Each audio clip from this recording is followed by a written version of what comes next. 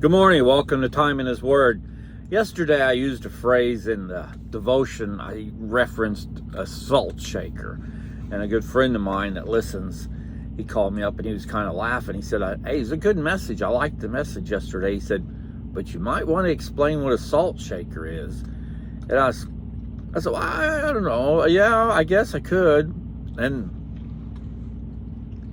sometimes when I pause before I speak, if I'm getting ready to use a phrase from trucking, I catch myself and use a word that you can understand. So in other words, a lot of older drivers refer to a rest area as a pickle park, because when you look at them at nighttime, they're jammed in there. The trucks are like a jar of pickles. Therefore they call them a pickle park. And for instance, and some of these phrases are dying out because drivers anymore nowadays, they don't use CBs. They don't talk on them. Nobody talks to each other like they used to, which is sad, because it used to be when you was loading loading somewhere or unloading somewhere, the drivers would gather up on the dock and just visit. It always seemed to be somebody that was just funny as all get out, and you would wonder why they weren't on TV. As a comedian. There's just a whole host of things. You'd run into other Christian drivers and you'd gather off on your little corner and kind of have an uplifting message with each other, a good visit like that. Those things don't happen no more due to social media, because when we get to shipper or receiver, once the driver checks in, they don't get out of the truck. They sit there and they're on the phone, because when you check in now, they'll ask for your phone number and then they'll call you when the door's ready, or like that, or just drivers don't visit like they used to. And then plus we have so many foreign drivers who do not speak English, even though federal regulation requires that a CDL holder be able to speak and write fluently in English. They don't enforce that law. Therefore, we run into problems with shippers and receivers, especially. I've checked into places and there'll be a group of people over against the wall, and it's drivers, and the dispatcher says they don't speak English and I'm not talking on their phone. So he said, I don't know what they're going to do. But that's just a side note. That got me off topic. But anyway, words. So like if you see a piece of tire on the road, drivers refer to that as an alligator, because if you run over it, how an alligator, when they attack something, the way they twist and turn, that tire does the same thing. So there's phrases that we use in the industry that other drivers know what you're talking about, and my family knows what they are because they hear me talk about it. But so sometimes when I take a long pause, I'm trying to figure out how to word something because I was getting ready to use a slang. And we've got to be careful when we're talking about or witnessing to somebody about Jesus Christ, because sometimes we'll use phrases that we use in our circle of Christian believers that somebody might not understand fully what we're talking about. For instance, to be reborn again. Whenever I think of words like that have a double meaning depending on what group or whose group you're in, I always think back to John 3:16. Just that chapter, not so much the message in John 3:16, but what happens before them with a priest named Nicodemus. He had come to Jesus in the middle of the night, and he referenced him as a rabbi, which was a very high honor, which meant he was a teacher. And he was asking him about, how does somebody be reborn? How can you re-enter the womb? And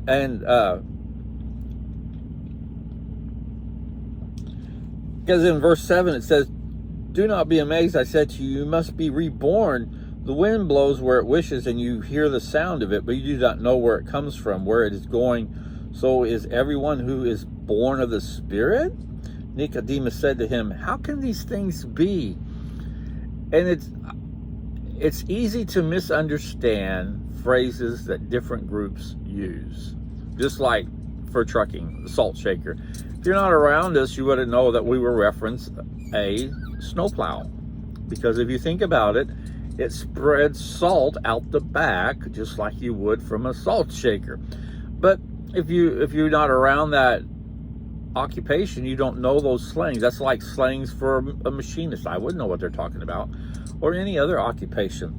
But when we're talking about the Bible, and when we're talking about things that Christ has done in our lives, and when we're sharing His Word, we have to be careful and not use slang or words that we would use in a group setting of Christians. We have to be clear.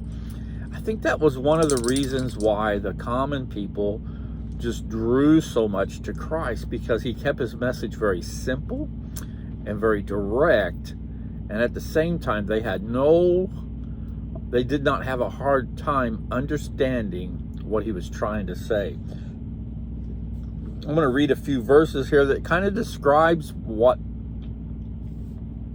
Nicodemus was trying to understand. Now, mind you, he was a very educated man for his time. He was the go-to guy if you had a question about what was in the Bible, of what they had at that time. Starting in verse 10, it says, Jesus answered and said to him, "Are you a teacher of Israel and you do not understand these things? Truly, truly, I say to you, we speak of what we know and testify of what we have seen, and you do not accept our testimony. If I told you earthly things and you do not believe, how will you believe if I tell you heavenly things? No one has ascended into heaven, but he who has descended from heaven, the Son of Man." So he's telling Nicodemus, how come you don't understand all this?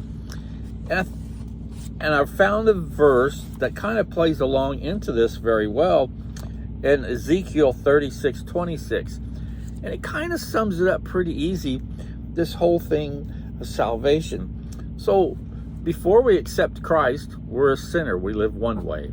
And when we accept Christ, we're changing our lifestyle and everything. Now, it's very difficult to do.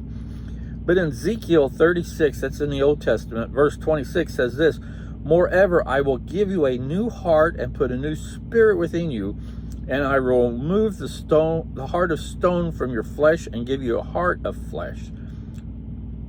I will put my spirit within you and cause you to walk in my statutes, and you will be careful to observe my ordinances."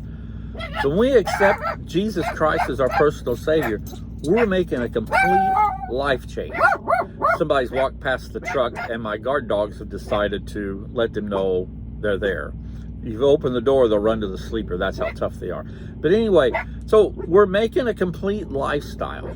And so if you hear a Christian use a phrase or something that you do not understand, ask them. Ask what they're meaning. Because the message, that's what I said earlier, for me, I feel that Jesus, the people gravitated to Jesus, not just because he did miracles of feeding and healing and so forth, but his message was very simple. It was very clear. It was very easy to understand.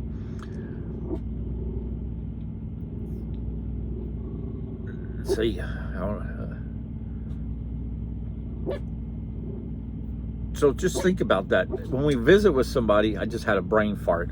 When we visit with people, remember to keep the message very plain and very simple so that there's not any miscommunication or misunderstanding.